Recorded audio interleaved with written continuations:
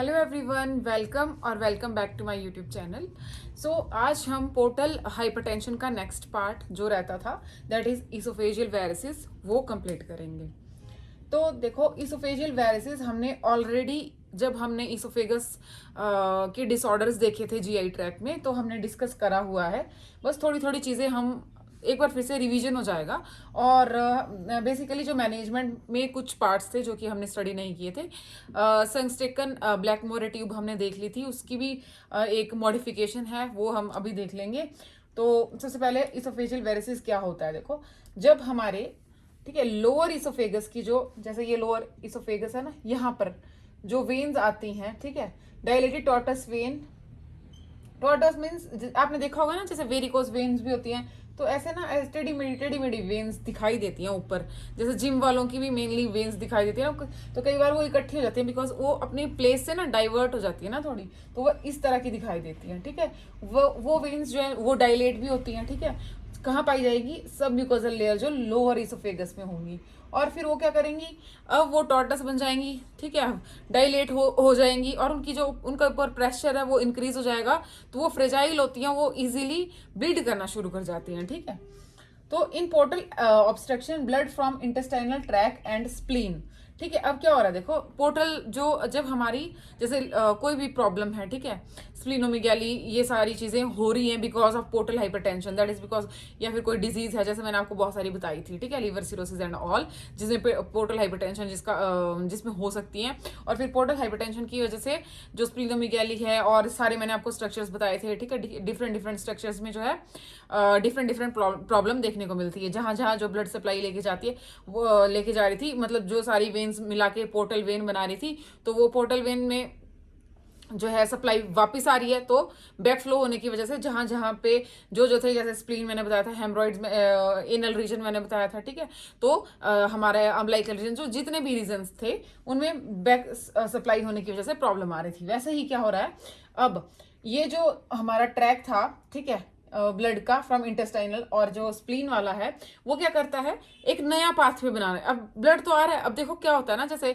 कोई बाहर कोई मतलब कहीं बारिश हुई, बादल फट गया, कुछ भी प्रॉब्लम हो रही है, ठीक है, अब पानी नहीं आना है। ठीक है, अब पानी को ये थोड़ी है कि वो नदी से ही जाएगा, ठीक है, वो तो कहीं से भी अपना होता ना कि डिफरेंट एक पाथवे बना लेगा, उसको तो जाना ही है, वो बहेगा कहीं ना कहीं को। अब कोई चीज है वो स्पेस तो लेगी ही, चाहे वो अपने रास्ते से ले या साइड से डाइवर्ट करके ले ले। तो वैसे यहाँ पे भी है कि ब्लड फ्लो क्या करेगा, ब्लड फ्लो डाइवर्ट हो जाएगा। ठीक है, blood from intestine track and spleen seek a new pathway. ठीक है, अब वो कहाँ से जाएगा? Via oesophageal plexus. अब इसोफेजियल प्लेक्सिस इतने स्ट्रांग होते ही नहीं, इतने इलास्टिक होते ही नहीं कि वो उतना फ्लो और उतना जो प्रेशर है उसको झेल पाए। ठीक है, तो क्या होगा, एंड इस as oesophageal plexus is not elastic, so that it become tortuous हो जाएगा, फ्रेजाइल हो जाएगा और इजिली ब्लीड करने लग जाएगा। ठीक है, ये ऐसे ही मान लो जैसे कि किसी ने जैसे कि मान लो कोई नदी है, नदी के साइड में बाउंड्रीज दे रखी है, ठीक है, ताकि ब्लड जो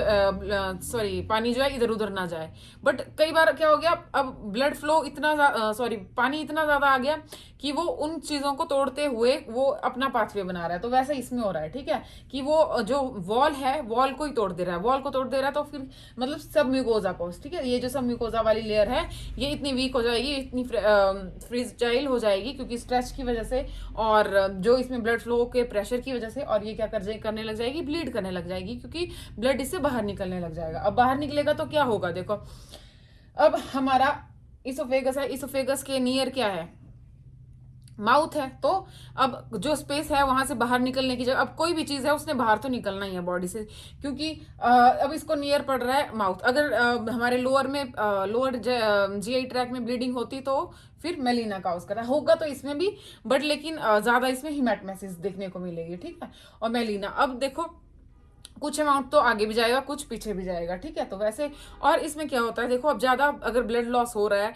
और पता नहीं चल रहा, मेलिना में ज्यादा हो रहा है, तो फिर क्या होगा, शॉक के सिम्टम्स आ सकते हैं पेशेंट को। क्यों?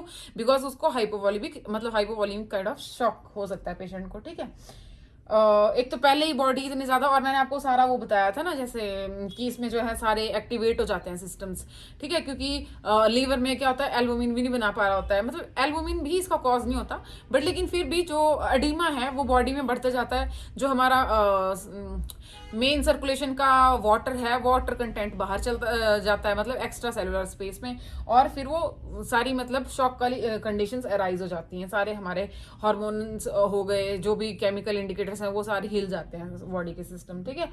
तो मैनेजमेंट के बारे में बात करें तो वेजोप्रेसिन, ठीक है, वेजोप्रेसिन, सोमेटोस्टेटिन, इनका क्या काम होता है ना, ये एज अ वेजो कंस्ट्रिक्टर काम करते हैं, और ये पोर्टल वेन के जो प्रेशर है उसको कम करते हैं। अब आता है ऑक्टेरोटाइड, इसका ये ना इसी का ही एनालॉग है, ठीक है, ये इसी का ही एनालॉग है। इसका मेन काम क्या होता है, ये डिक्रीज करता है ब्लीडिंग को, ठीक है, ये मतलब सारी ब्लीडिंग को ये डिक्रीज करते हैं ब्लीडिंग को, बट इसका काम क्या होता है ना, ये डिक्रीज ब्लड फ्लो, ठीक है, जो हमारा ये फेजियल जो मतलब यहाँ से आ जाएगा ना लोअर वाला पार्ट, ठीक है। तो अब क्या होगा, जब देखो ब्लीडिंग हो रही है, अब ब्लड इतना ज्यादा आ रहा है तो ब्लीडिंग ज्यादा हो रही है ना, क्योंकि जो हमारा आगे जाने वाला ब्लड था पोर्टल वेन के थ्रू वो तो आगे जा नहीं पा रहा, या फिर कोई ऑब्स्ट्रक्शन है या फिर कोई भी प्रॉब्लम है, आप मतलब वहाँ पे जो है प्रेशर इंक्रीज हो गया है हाइपरटेंशन की वजह से, तो अब क्या था, वो वापिस आ रहा था, और जितना ज्यादा आ रहा था उतनी ज्यादा ब्लीडिंग हो रही थी, अब जितना कम आएगा तो उतनी ब्लीडिंग कम हो जाएगी, है ना, मतलब ब्लीडिंग की मतलब एक काइंड ऑफ बोल सकते हो कि बड़ी चीज, बड़ी प्रॉब्लम से होने से थोड़ा रिस्क कम कर देता है, मतलब ये काम है इसका, ठीक है, मतलब डिक्रीज ब्लीडिंग। अब ये तो है नहीं कि बंद कर दे रहा है, ऐसा नहीं है, बट लेकिन समहाउ कुछ सिम्टम्स को कम कर दे रहा है, ठीक है, मतलब सम अमाउंट ऑफ ब्लीडिंग रोक दे रहा है। सिम्टम तो मतलब आएंगे ही, पेशेंट को कम होगी तो कम देखने को मिलेगी हेमेटोमेसिस एंड मेलिना, ठीक है। तो this is about the medical management. उसके बाद हम नेक्स्ट मैनेजमेंट देखते हैं, ठीक है। सो अब मैनेजमेंट में आगे है, ठीक है, बलून टेम्पोनेट। अब इसमें देखो क्या करते हैं हम, बलून कौन सा यूज करते हैं, जो संस्टेकन, ब्लैकमोर ट्यूब और मिनीसोटा, इनमें जो है बलून्स होते हैं जिनको हम इन्फ्लेट करते हैं और फिर वो प्रिवेंट करते हैं, मतलब वो प्रेशर एक्सर्ट करके और ब्लीडिंग को ब्लीडिंग को रोकने के लिए, स्टॉप करने के लिए हेल्पफुल होते हैं, ठीक है। अब जैसे हमने संस्टेकन ब्लैकमोर ट्यूब पहले भी डिस्कस कर रखी है, मैंने आपको बताया था कि माउथ से जाएगी, ठीक है, ये स्टमक होगा, यहाँ पर स्टमक तक जाएगी, यहाँ पे बलून होगा, उसको हम इन्फ्लेट करेंगे, यहाँ इसोफेजियल पोर्ट होगा, यहाँ पे जो बलून होता है वो इसोफेगस के लिए रहता है, ठीक है, जो ब्लीडिंग को प्रिवेंट करेगा, ठीक है। यहाँ पे 3 ल्यूमेंस होते हैं, जो मैंने बताया था, एक गैस्ट्रिक जो कि यहाँ पे जाएगा एस्पिरेशन के लिए, एक दो होंगे जो कि इनके बलून्स के लिए, जो मैंने पहले बताया भी था आपको, है ना। बाकी मैं ना इनकी इमेज अटैच कर दूंगी, आप देख सकते हो, ठीक है, मैं यहाँ इमेज लगा दूंगी साथ में, मिनीसोटा की भी और ये भी ब्लैकमोर। इनमें ना कुछ डिफरेंस नहीं है ज़्यादा, बस यही है कि ये 3, इसको भी हम वैसे मॉडिफाइड सेंसटेकन ब्लैकमोर ट्यूब बोलते हैं, ठीक है, दूसरा नाम, और मिनीसोटा ट्यूब, ठीक है। तो 3 ल्यूमेंस होते हैं, गैस्ट्रिक बलून, इसोफेजियल बलून और गैस्ट्रिक एस्पिरेशन, ठीक है। जो गैस्ट्रिक बलून है उसमें हम जब उसको इन्फ्लेट करते हैं तो 100 to 200 ml ऑफ एयर उसमें इंसर्ट करते हैं, ठीक है। फिर आता है इसोफेजियल बलून की बात, ठीक है, इसका प्रेशर 40 mm ऑफ Hg का रखते हैं। फिर आता है गैस्ट्रिक एस्पिरेशन, जो कि मैंने आपको बता दिया, ये 3 पोर्ट होते हैं, ठीक है, ये संस्टेकन ब्लैकमोर ट्यूब के। फिर मिनीसोटा में सिर्फ 4 होते हैं, इसमें एडिशनली ना ये इसोफेजियल वो आ जाएगा, इसोफेजियल एस्पिरेशन का, ठीक है, gastric balloon, oesophageal balloon, gastric aspiration और इसोफेजियल एस्पिरेशन पोर्ट, ये सारे पोर्ट्स आ जाएंगे, ठीक है। अब देखो क्या करते हैं हम इसमें, मेनली क्या होता है काम इसका, कि अब हमारी वेरिसिस हो रखे हैं, ठीक है, उसमें मेनली ये ट्यूब हम यूज़ करते हैं ताकि जो है हमारी अगर जो ब्लीडिंग है वो स्टॉप हो सके, ठीक है, और जो हो रखी है उसको हम एस्पिरेट कर सकें, ठीक है। अब फिर हम चेक करेंगे कि पेशेंट हील हुआ या नहीं। अब देखो डायरेक्ट, अब जो भी कंटेंट है, कई बार ऐसा होता है ना कि देखो बहुत सारी कंडीशन इकट्ठे होने लग जाती है पेशेंट को, उस कंडीशन को भी ये प्रिवेंट करता है, ठीक है। अब जैसे गैस्ट्रिक बलून आगे इन्फ्लेट कर देंगे तो जो गैस्ट्रिक एसिड्स हैं वो वापस नहीं आएंगे। अब एक तो पहले से ही पेशेंट ब्लीड कर रहा होता है, इंजरी में होता है, और अगर उसको रिगर्जिटेशन और ये वाली प्रॉब्लम होने लग जाए तो और ज़्यादा दिक्कत हो सकती है ना, तो उसको प्रिवेंट करने के लिए भी हम इसे यूज़ करते हैं। तो फिर आ जाता है कि ये मैंने बता दिया आपको। हाँ, जब हम मतलब उसको इन्फ्लेट करेंगे तो अब देखो, जैसे पेशेंट के अंदर हमने ट्यूब डाल दी, ट्यूब इंसर्ट कर दी, तो अब पेशेंट का सबसे पहले तो हम चेक करेंगे कि ब्लीडिंग तो नहीं हो रही है, ठीक है।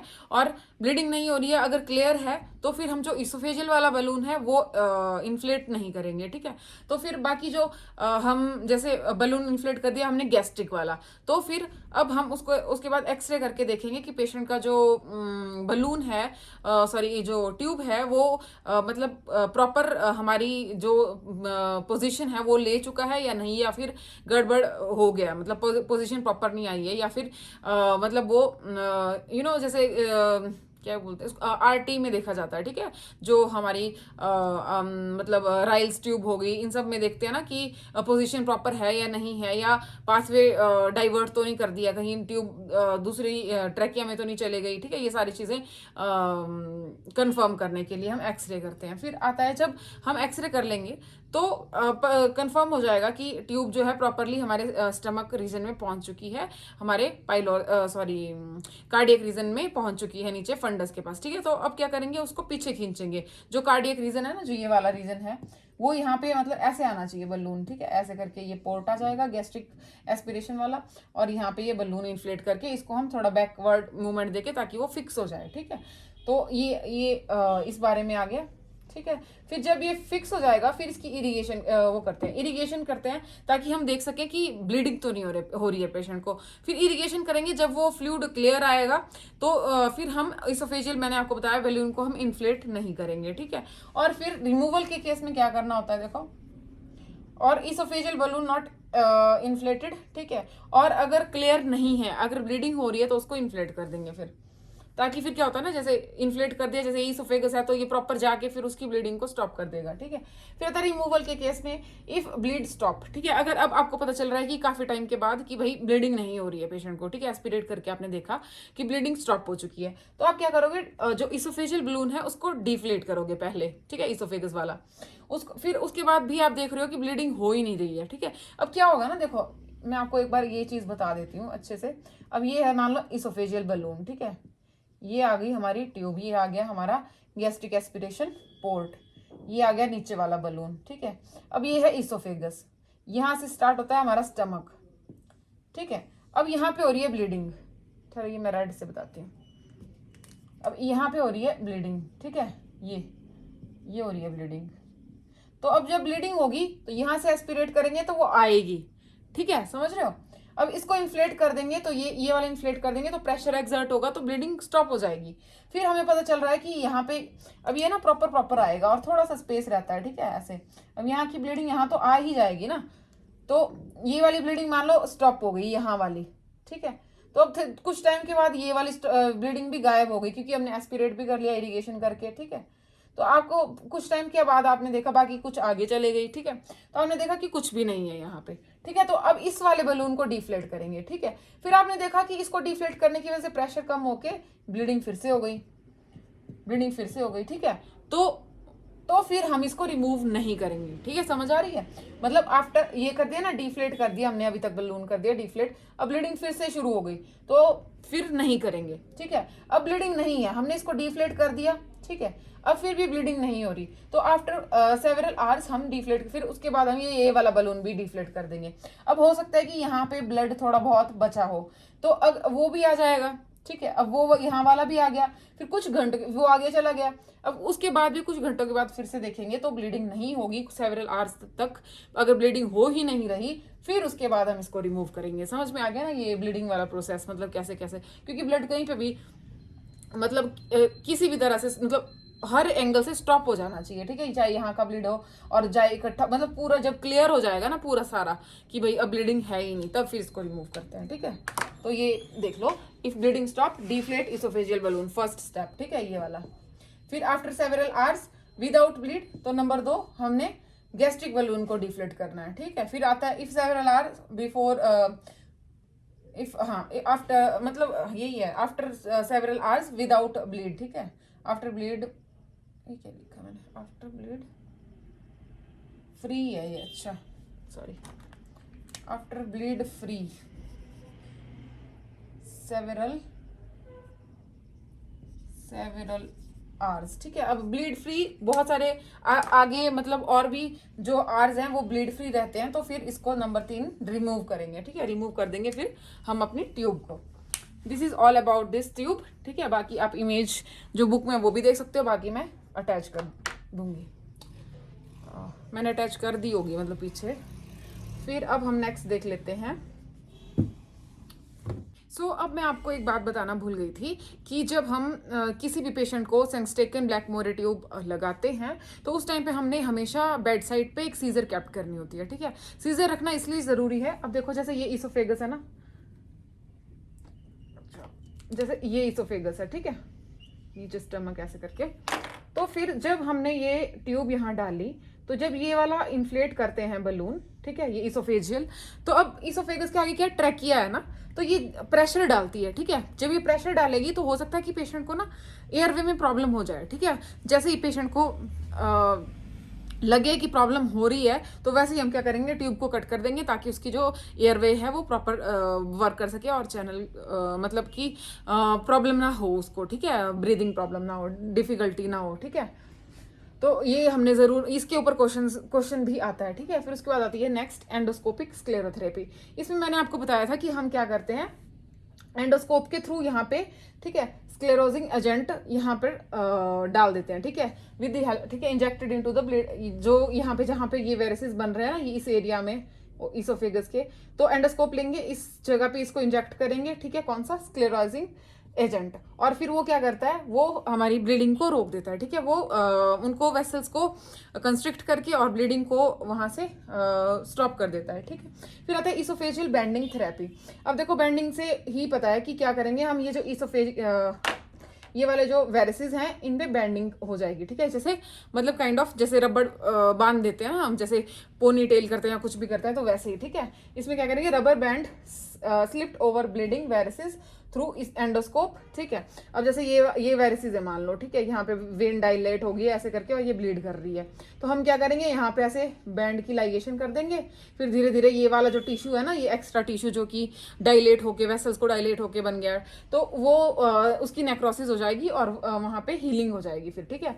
उससे जो है हमारी ब्लीडिंग स्टॉप हो जाएगी, ठीक है। फिर आता है TIPS, that is transjugular intra hepatic photo system. ये मैं ना आपको डायग्राम से बनाती हूँ, ठीक है, तभी समझ में आएगा ज्यादा, ठीक है।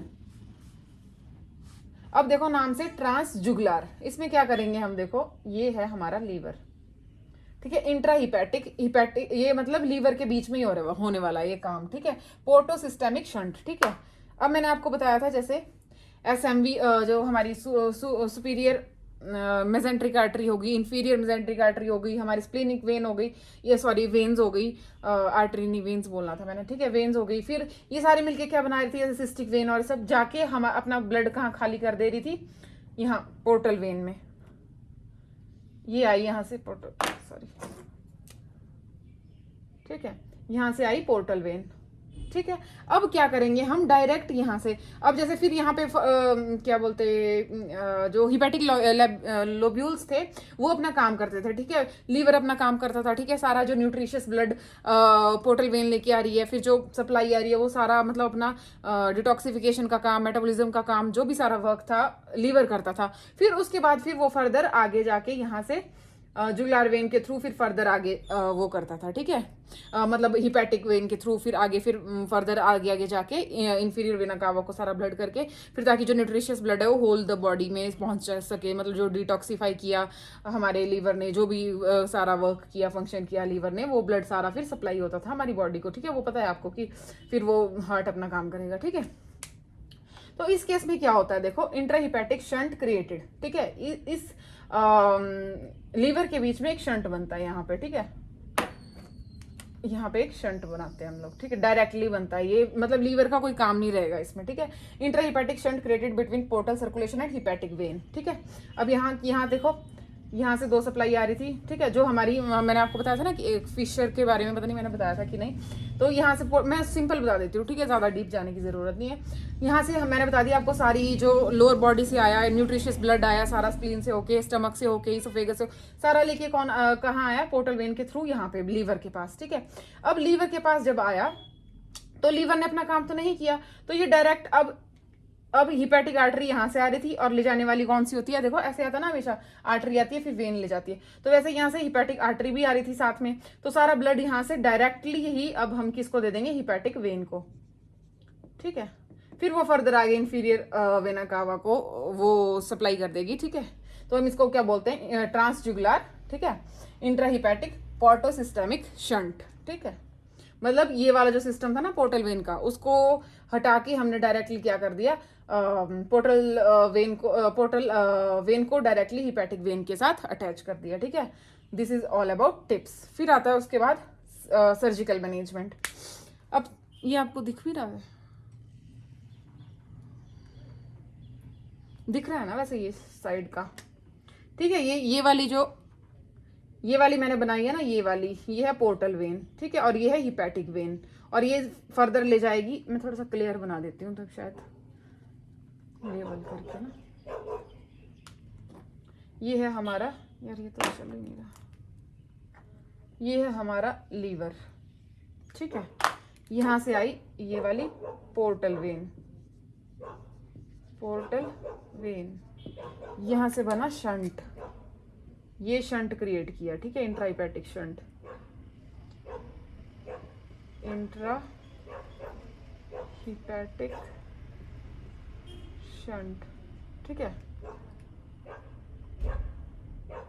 इंट्राहिपैटिक शंट, और उसके बाद ये ऐसे जाके सीधे हिपैटिक, सॉरी यहाँ नहीं लिखती हूँ मैं, यहाँ लिखती हूँ हिपैटिक वेन। ठीक है, और फिर वो कहाँ चले जाएगी, इंफीरियर वेना कावा से होते हुए राइट एट्रियम, और ये हार्ट बना दिया मैं थोड़ा सा। ठीक है, समझ आ गया, बस this is all about tips. फिर आती है सर्जिकल मैनेजमेंट।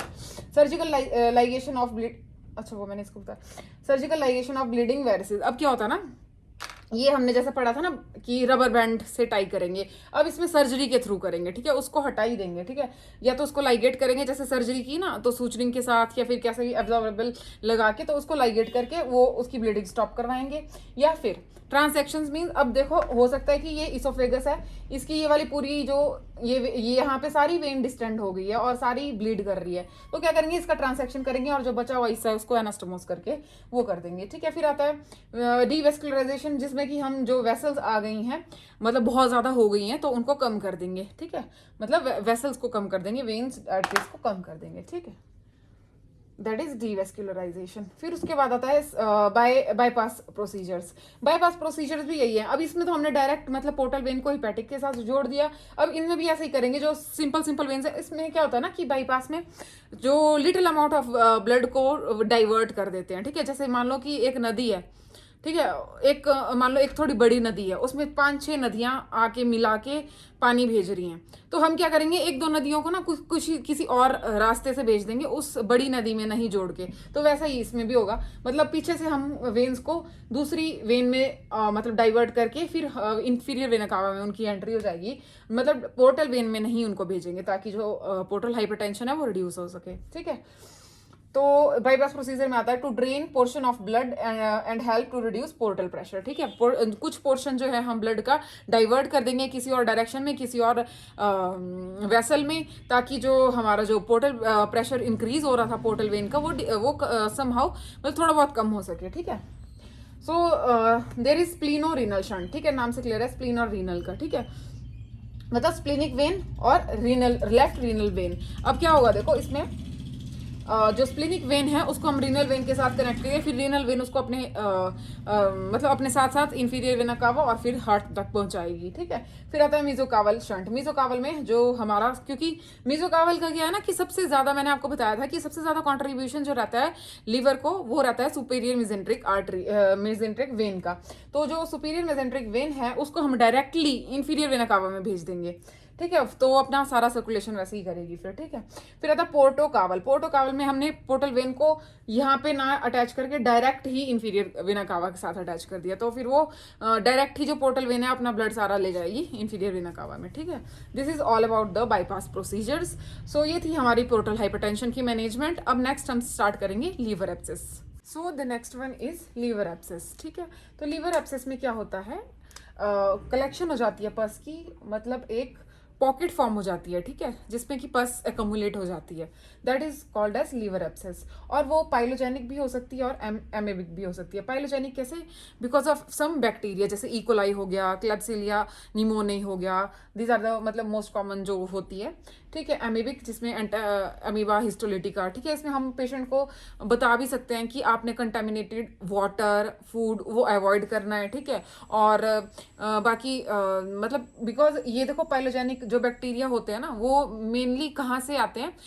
या तो हमारी गट से आएंगे, ठीक है, स्मॉल इंटेस्टाइन के थ्रू, गॉल ब्लैडर के थ्रू, फिर वो फर्दर या फिर कोई लोकलाइज इन्फेक्शन हो गया है इधर उधर एरियाज में, जैसे लीवर के सराउंडिंग जो भी सेल्स हैं, जो भी टिश्यूज हैं, जो भी ऑर्गन्स हैं, वहाँ पे अगर इन्फेक्शन प्रेजेंट है तो वो फर्दर फिर लीवर के सेल्स में भी आ सकता है और वहाँ पे pocket formation sorry pus formation कर सकता है, ठीक है।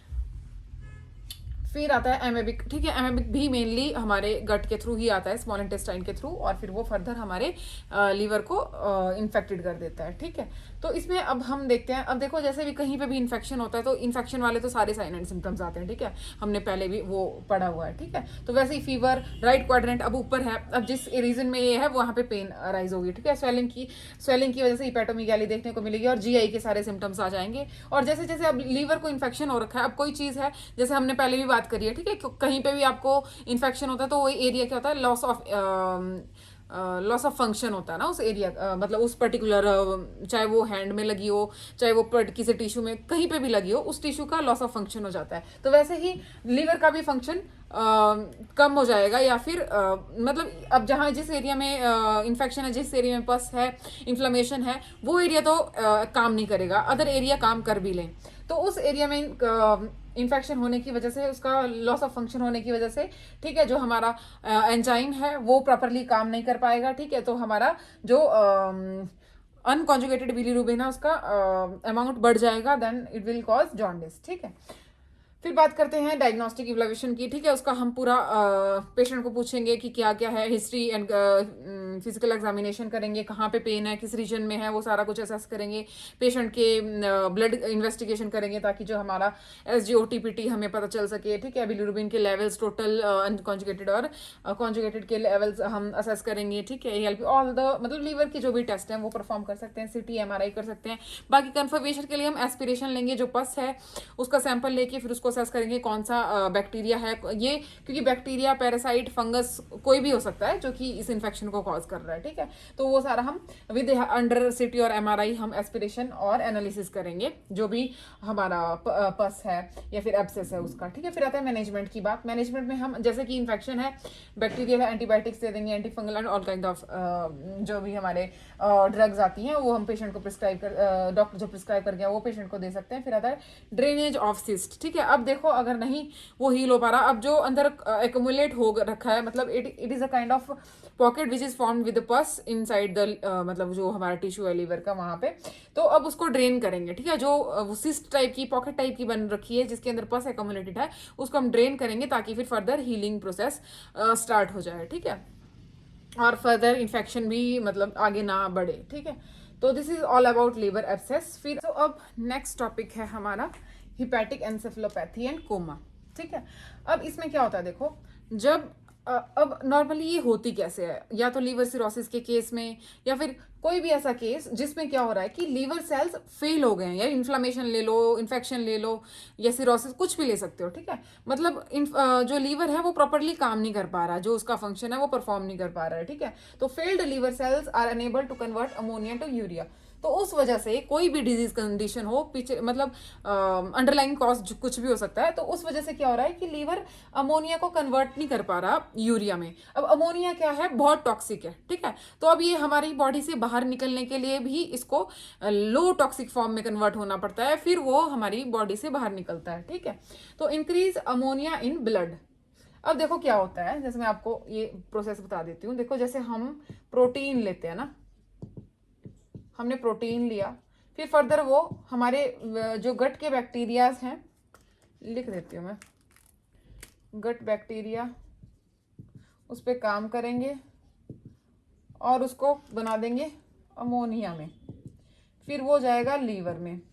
लीवर में होता है हमारा ऑर्निथिन, ऑर्निथिन ऑर्निथिन होता है ये इसको कन्वर्ट कर देता है फिर आगे यूरिया में, जो कि फिर जाता है फर्दर किडनी में और बॉडी से एक्सक्रीट आउट हो जाता है। ठीक है, समझ आ गया ये प्रोसेस। तो अब क्या हो रहा है देखो, अब लीवर ये वाला जो सिस्टम है ये हैंग हो चुका है। ठीक है, ये सिस्टम काम नहीं कर रहा, लीवर इसको कन्वर्ट नहीं कर पा रहा। तो क्या हो रहा है, अमोनिया का लेवल जो है इंक्रीज हो जा रहा है। अब मेनली जो अमोनिया है हमारा देखो ये 10 to 80 रहता है। ठीक है, नॉर्मल वैल्यू इसकी रहती है 10 to 80 mg हमारे ब्लड में। पर अब क्या होता है देखो, जब हमारा अमोनिया इंक्रीज कर जाता है, इससे ज्यादा इंक्रीज कर जाता है इन ब्लड।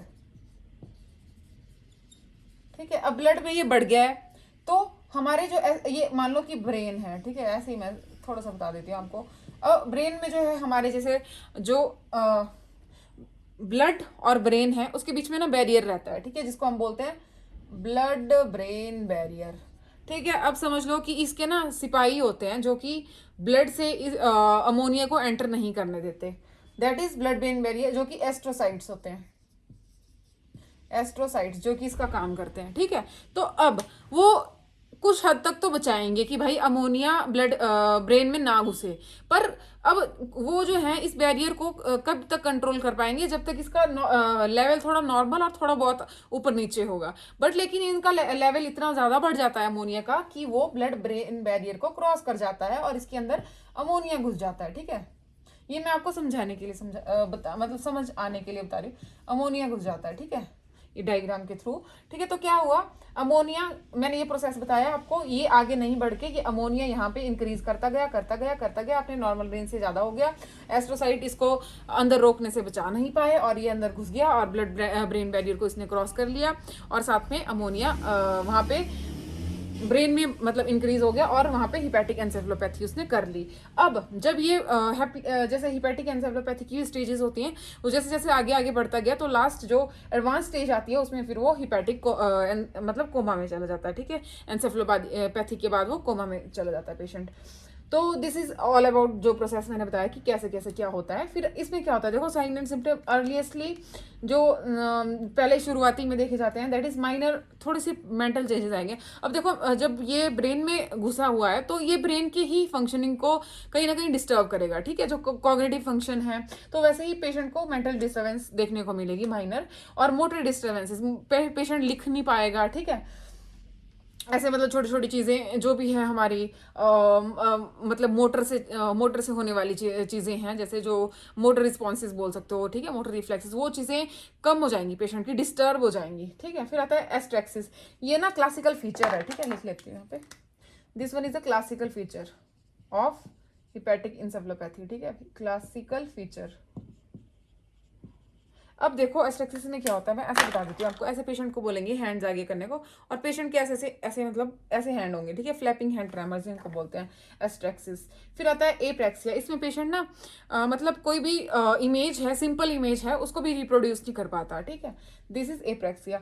फिर आता है अर्ली मतलब डीप टेंडन के रिफ्लेक्सेस जो होते हैं शुरुआती तौर में वो इंक्रीज हो जाते हैं। ठीक है, हाइपर एक्टिव हो जाते हैं, और फिर धीरे धीरे वो डिमिनिश होंगे, डिसअपियर हो जाएंगे और पेशेंट फ्लैसिड हो जाएगा। ठीक है, एक्सट्रीमिटीज उसके मतलब फ्लैसिड हो जाएंगे। फिर आता है फिटर हिपैटिकस, इसमें क्या होता है ना देखो, डाइमिथाइल सल्फाइड एक सब्सटेंस होता है जो कि इंक्रीज, इसकी वजह से क्या होता है, जैसे सिरोसिस भी हो गई या फिर हिपैटिक एंसेफेलोपैथी, इन सब चीज़ों में क्या होता है कि गट से ना अजीब सी स्मेल आती है, लाइक फीकल मैटर की तरह, थोड़ी स्वीट सी और डेड बॉडी जैसी स्मेल आती है, दैट इज फिटर हिपैटिकस।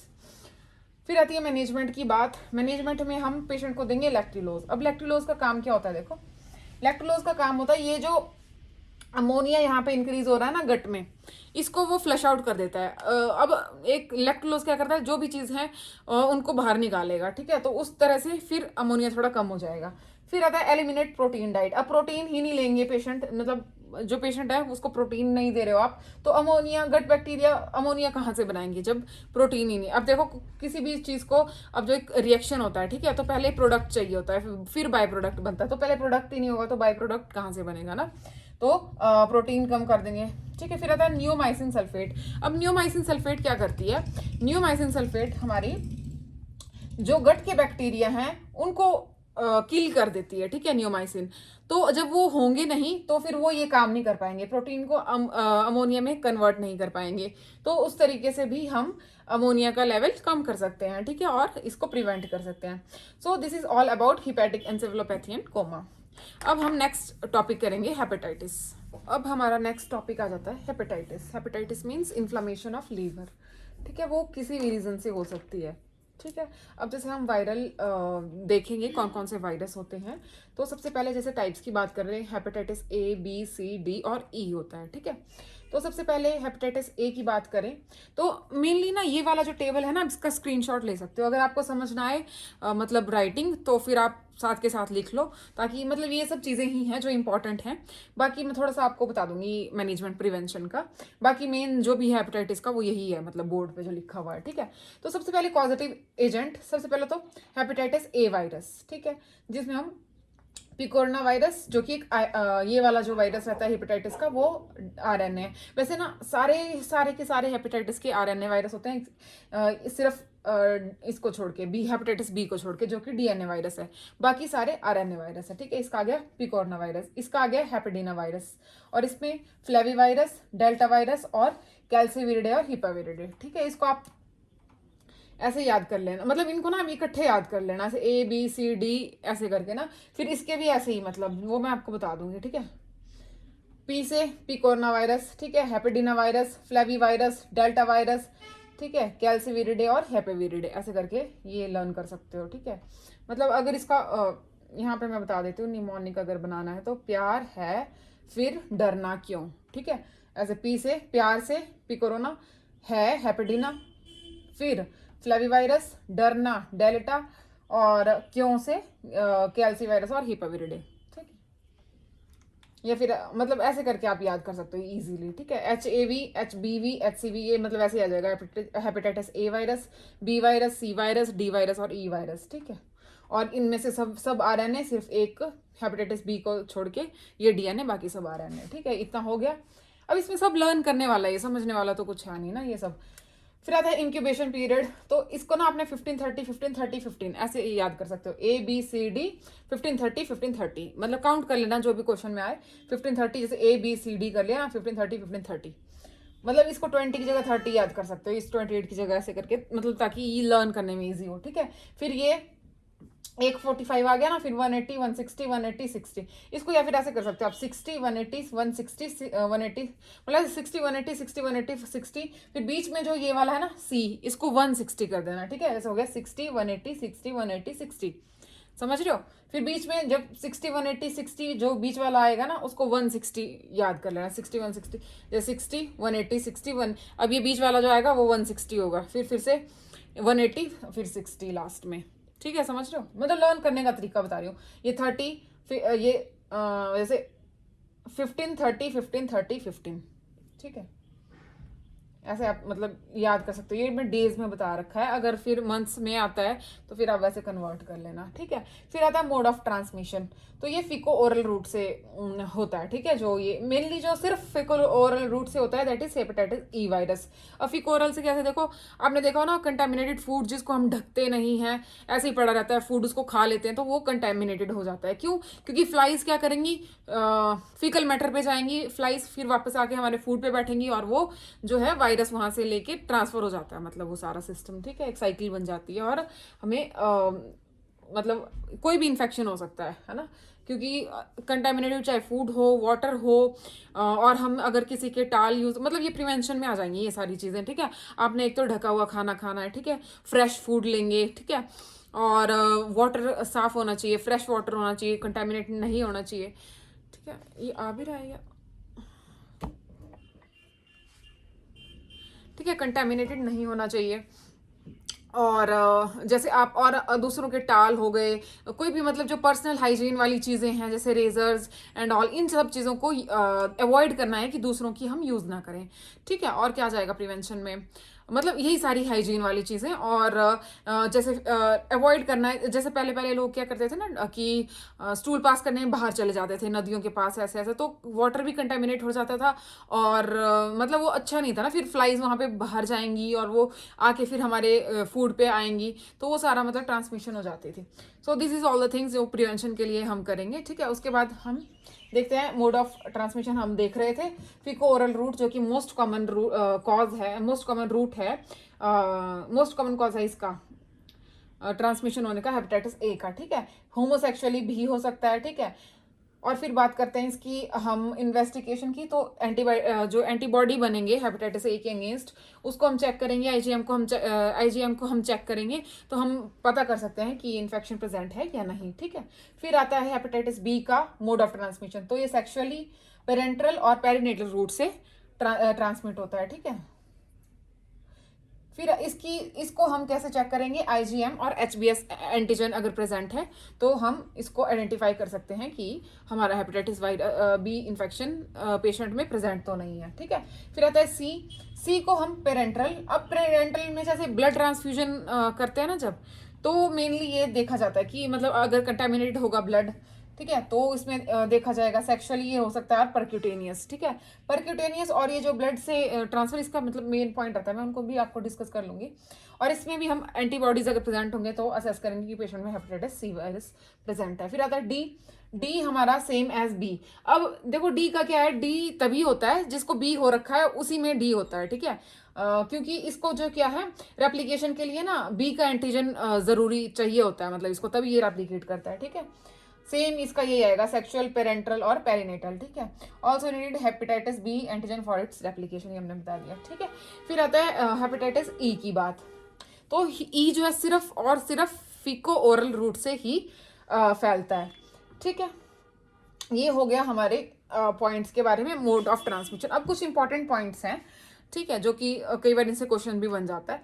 तो ये वाला सारा टेबल ही इंपॉर्टेंट है वैसे, मतलब मेन जो हेपेटाइटिस का है वो सारा इसी में है। फिर आता है हेपेटाइटिस ए की बात, मोस्ट कॉमन ये चिल्ड्रंस में देखा गया है, ठीक है। और मोस्ट इन्फेक्शियस भी ये रहता है। हेपेटाइटिस बी, जिसको हम सीरम हेपेटाइटिस बोलते हैं, और ये मोस्ट कॉमन ऑक्यूपेशन में होता है। अब ऑक्यूपेशन में भी किस में, देखो जो सबसे पहले जो फर्स्ट आएगा कि जो कि मतलब सर्जरी कर रहे हैं, फिर उसके बाद आएगा जो मतलब कि जैसे ब्लड के साथ जिनका ज़्यादा काम है, लेबोरेटरी वाले, सर्जन्स, ये हैं मतलब जो फर्स्ट में आएंगे। फिर उसके बाद बाकी हेल्थ केयर वर्कर्स, फिर जो BMW को सारा मतलब इसमें जो भी सारा क्राइटेरिया आता है ना मैनेजमेंट में, BMW की मैनेजमेंट जो भी होती है, सारा कलेक्शन करना, उसको फिर फर्दर भेजना, तो उसमें भी हो सकता है कि वो कहीं ना कहीं मतलब उनका डायरेक्ट कॉन्टैक्ट हो जाए और फिर वो मतलब उसमें से ट्रांसमिट हो सकता है मतलब पेशेंट को, ठीक, सॉरी, हेल्थ केयर प्रोवाइडर्स को, या फिर ऑक्यूपेशन में जो भी हेल्थ केयर प्रोफेशन में हैं, चाहे वो हमारे 4th क्लास वर्कर्स हों, चाहे कोई भी वर्कर्स हों, मतलब किसी ना किसी तरह से वो, अब जैसे उसमें भी हो सकता है। देखो हम पहले बोलते थे ना, जैसे कि जब हमने हेपेटाइटिस को पढ़ा कि इसकी जो बेडशीट्स हैं पेशेंट की, बिकॉज सीरम, अब इसमें मैंने आपको बताया नहीं शायद, ये जो सेक्सुअल वाले हैं और ये है ना, इसमें क्या होता है ना कि वेजाइनल जो सिक्रीशंस हैं, सलाइवा हैं, और कोई भी पेशेंट का जो भी सिक्रीशंस हो जाती है ना, चाहे वो मतलब आप कुछ भी ले लो, सलाइवा ले लो, कफ हो रहा है पेशेंट को, सलाइवा आएगा, वो बेडशीट पे भी आ सकता है, वेजाइनल सिक्रीशंस हो गई, सेमेन हो गया, दिस ऑल आर द जो कि हमारी सिक्रीशंस हैं बॉडी की, ये बेडशीट पे होंगी। तो फिर वो जैसे हम पेशेंट चला गया मतलब मान लो हॉस्पिटल से, तो अब जो भी 4th क्लास वर्कर है उसको पूरा उठाएगा, या अगर वो डायरेक्टली नेक्ड हैंड से वो उसको उठाता है, ठीक है, उसको मतलब चाहे डिस्पोज करनी है कोई चीज़ें जो एक्स्ट्रा ही हैं, मतलब कहीं से भी किसी भी तरह से अगर पेशेंट के सिक्रीशंस के साथ कांटेक्ट बनता है, चाहे ब्लड का हो, चाहे जैसे सिरिंजेस हैं, नीडल्स हैं, किसी भी चीज़ से मतलब ब्लड की कंटेमिनेशन हो रखी है, या फिर कोई भी डायरेक्ट सिक्रीशंस उसमें हैं, तो वो चाहे 4th क्लास वर्कर के हाथ में आए, चाहे वो इंडिविजुअल जो पेशेंट के साथ के हैं वो, या फिर मतलब कोई भी रिलेटेड मतलब जो कि उनको केयर प्रोवाइड कर रहा है, तो उन सब में इसके होने के चांसेस रहते हैं, ठीक है।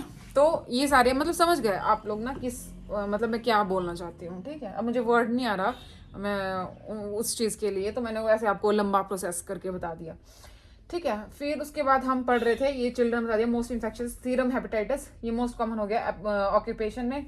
हेपेटाइटिस सी वायरस, ये ना मैंने आपको बताया जैसे पोस्ट ब्लड ट्रांसफ्यूजन का में ये होता है मेनली, ठीक है। और इसकी वैक्सीन एक सी और ई है जिसकी वैक्सीन भी नहीं है, ठीक है, ये पॉइंट भी याद रखना। परक्यूटेनियस है ये मोस्ट, ये मैंने आपको बताया बीटी मतलब पोस्ट ब्लड ट्रांसफ्यूजन, और परक्यूटेनियस ये रहता है मोस्ट डेंजरस है और एसिम्टोमेटिक रहता है, ठीक है, हमें पता नहीं चलता कि पेशेंट को ये हो रखा है, ठीक है। फिर आता है नो वैक्सीन, इसकी मैंने बता दी डी डिपेंडेंट, ऐसे याद रख लेना बिकॉज ये बी पे डिपेंडेंट है, अगर बी प्रेजेंट है तो फिर डी होगा। फिर आता है हेपेटाइटिस ई, ठीक है, ये मोस्ट कॉमन टाइप रहता है हमारा फुलमिनेट मतलब कि जो सबसे ज्यादा होता है मोस्ट कॉमन टाइप, और दूसरा पॉइंट है ये, ठीक है, फुलमिनेट ड्यूरिंग प्रेगनेंसी। अब इसमें क्या होता है ना, ये सडन और सबसे ज्यादा सीवियर किस में रहता है, ड्यूरिंग प्रेगनेंसी में रहता है, और ये सबसे सिंपलेस्ट फॉर्म होती है, ठीक है। This is all about hepatitis, यही थे हमारे सारे जो मेन पॉइंट थे। अब देखो मैनेजमेंट की बात करते हैं, तो हम जो है पेशेंट को एंटीवायरल थेरेपी देंगे, बाकी सिम्टोमेटिक ट्रीटमेंट आ गया। बाकी देखो अब जैसे जैसे अब हेपेटाइटिस हुआ है, इन्फ्लेमेशन हो रखी है लीवर की, तो लीवर के फंक्शंस इंपेयर्ड होंगे, जैसे फैट। अब फैट के लिए क्या चाहिए होता है, ठीक है, बाइल सॉल्ट चाहिए होंगे, उसकी इमल्सिफिकेशन के बाइल के सारे जो जूसेस आएंगे, बाइल आएगी, तो सारा मतलब प्रोसेस होता है जो कि डाइजेशन में हेल्प करता है, ठीक है। तो फैट को मतलब फैट की डाइट को हम रिस्ट्रिक्ट करेंगे पेशेंट को, ठीक है, फैट कम से कम देंगे। और क्या करेंगे, वाइटामिन प्रोवाइड करेंगे पेशेंट को, ठीक है।